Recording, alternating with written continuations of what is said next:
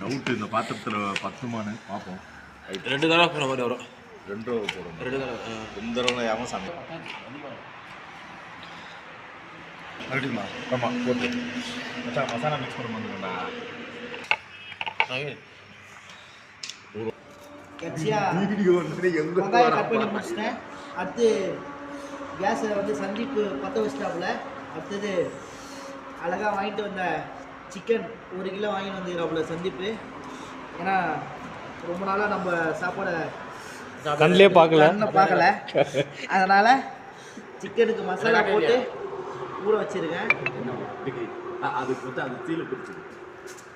Chicken பார்த்தீங்கன்னா ரொம்ப சில்லுன்னு இருக்குது, ஐஸ் மாதிரி.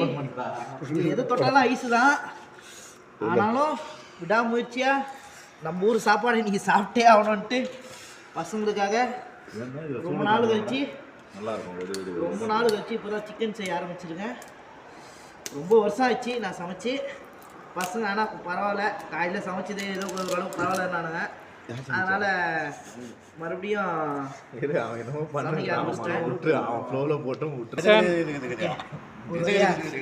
சிக்கனுக்கு மசாலா போட்டாச்சு. இந்த குளிரையும் பொருள் பொறுத்தாமல் நம்ம பசங்க பசிக்காக கத்தி ஒன்று பிடிச்சி ஜெயிலில் வச்சாங்களா? டேக்கடா மறுபடியும் சிக்கனுக்கு மசாலா போட்டு குளிரில் எப்படியோ கை வச்சு மசாலா போட்டு க்ளீன் பண்ணி சமைக்கிறதுக்கு ரெடி ஆகிடுச்சு. டைம் ஆக ஆக இன்னும் பனி அதிகமாக இருக்குங்க. பனி அதிகமாக இருக்குது. சிக்கனை கழுவியாச்சு. அடுத்தது என்ன பண்ணோன்னா சாப்பாடு கொதிச்சுட்டு இருக்கு.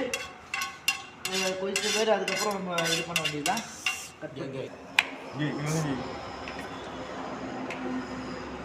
தண்ணி கை விட்டோம். வெங்காயம் முடிச்சாச்சு, சிக்கன் அரைச்சாச்சு, தக்காளி 60 வயசுனா போகிறானுங்க, கழுவி விட்டு போகிறாங்க.